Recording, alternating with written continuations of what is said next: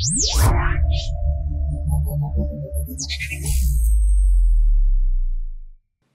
To D6. This is professor Vinod Kumar. మళ్ళీ కాంగ్రెస్ లో ఒక తిరుగుబాటు నాయకుని గురించి మాట్లాడడం. ఆయన ఎవరో కాదు, రాజగోపాల్ రెడ్డి. రాజగోపాల్ రెడ్డి సీఎం ముఖ్యమంత్రికి ఆ పదవి ఇచ్చినప్పుడు మాకెందుకు మంత్రి పదవులు ఇస్తే తప్పేంది రెండు అని చెప్పి అంటున్నాడు. అట్లాగే వివేక్ కుటుంబంలో ఒక మంత్రి, ఒక కొడుకు ఎంపీ, తన తమ్ముడు ఎమ్మెల్యే, తన మంత్రి అయినప్పుడు నా కుటుంబంలో ఇద్దరు మంత్రులు అయితే తప్పేంది అని చెప్పేసి ఇలా ఖమ్మం జిల్లాలో 3 మంత్రి పదవులు ఉంటాయి, అలా 9 మంది ఎమ్మెల్యేలు మాత్రమే ఉంటారు. 12 మంది ఎమ్మెల్యేలు ఉన్న మా జిల్లాలో మాకు 2 మంత్రి పదవులు ఇయ్యరా మా కుటుంబంలో, ఇస్తే తప్పేంది అంటే వివేక్ కుటుంబానికి ఒక న్యాయం, రేవంత్ రెడ్డికి ఒక న్యాయం, మాకు ఒక న్యాయమా? రేవంత్ రెడ్డి ముఖ్యమంత్రితో పాటు 3-4 మంత్రి పదవులు, 3-4 శాఖలు, కీలకమైన శాఖలు ఆయన దగ్గర పెట్టుకుంటాడు. మొత్తం పూర్తి స్థాయిలో తన రెడ్డి సామాజిక వర్గానికి అంటే తన కోటరికి మాత్రం ఇచ్చుకోగలుగుతాడు. మరి మాకిస్తే తప్పేంది మా ఇంట్లో అని చెప్పేసి ఆయన అంటున్నాడు. అట్లీస్ట్ ఇవాళ వాళ్ళ అన్నకిచ్చే బదులు తమ్మునికి ఇవ్వడం వల్ల చాలా బెటర్, ఆయన తీసి పడేసి. అట్లయినా కూడా సంతోషమే, లేదంటే 2 మంత్రి పదవులు ఇచ్చినా సంతోషమే.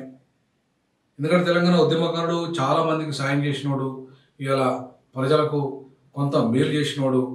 కోమటిరెడ్డి వెంకటరెడ్డి కంటే రాజగోపాల్ రెడ్డి చాలా డైనామిక్, యంగ్తో పాటు చాలా కమిట్మెంట్తో ప్రజలతో పనిచేస్తున్నవాడు, ప్రజలకు సాయం చేస్తున్నవాడు.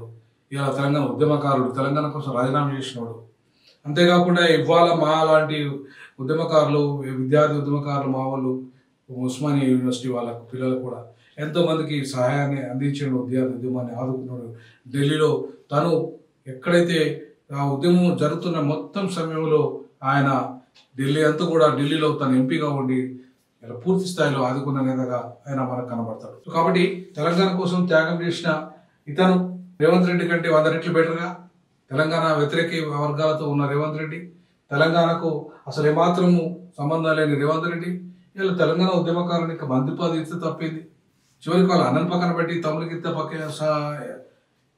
లేదంటే ఇద్దరికి ఇస్తే నష్టమైంది, కంటిన్యూ చేస్తే నష్టమైంది. వివేక్ కుటుంబంలో 3 పదవులు ఉన్నప్పుడు, సొంత ఒక్కటే కుటుంబంలో మంత్రి పదవి ఉన్నది, ఎంపీ పదవి ఉన్నది, ఎమ్మెల్యే పదవి ఉన్నప్పుడు వాళ్ళ ఇంట్లో 2 మంత్రి పదవులు ఉంటే తప్పేది.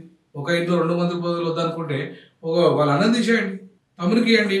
Very dynamic leader, very committed leader, ఉద్యమకారుడు. ఆయన లేక తాగి అసెంబ్లీకి వచ్చేటోడు కాదు, అసలు ఇవాళ బెల్ట్ షాప్లే వద్దనటోడు.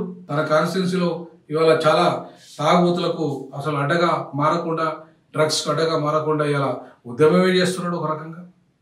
మరి అట్లాంటి వాడిని ఇవాళ మనం మంత్రి చేస్తే తప్పేది. ఇవాళ ఆయన చాలా స్పష్టంగా మీరు రేవంత్ రెడ్డికి సీఎం పదవి ఇచ్చినప్పుడు లేని మరి నాకు మంత్రి పదవి ఇస్తే తప్పేందని అడుగుతున్నాడు. సీఎం రేవంత్ రెడ్డికి సీఎం పదవి ఇచ్చినప్పుడు అన్నదమ్ములకు మంత్రి పదవి ఇస్తే తప్పేంది. మునుగోడు ఎమ్మెల్యే కోమటిరెడ్డి రాజగోపాల్ రెడ్డి అధిష్టానాన్ని ప్రశ్నించారు. తనకు పార్టీలో ఆహ్వానించినప్పుడు మొన్నటి పార్లమెంట్ ఎన్నికల సమయంలో 2వసారి మాట ఇచ్చారు. తాను ఇద్దరు అన్నదమ్ములము తెలియదా మాట ఇచ్చినప్పుడు, అప్పుడు ఆయనకు మంత్రి పదవి వస్తే నాకు మంత్రి పదవి ఇవ్వాల్సి వస్తున్న విషయం తెలియదా అని చెప్పేసి ఆయన అంటున్నాడు. రాజకీయ సమీకరణలు ఇప్పుడు ఖమ్మం జిల్లాలో ఏమి ఉరిగబెట్టినది, వాళ్ళకు 3 మంత్రి పదవి. ఇవాళ 9 మంది ఎమ్మెల్యేలు ఉన్న ఖమ్మం జిల్లాలో 3 మంత్రులు ఉండగా 11 మంది ఎమ్మెల్యేలు నల్గొండ జిల్లాకు 3 మంత్రులు ఉంటే తప్పేది అని చెప్పేసి ఆయన ప్రశ్నిస్తున్నాడు.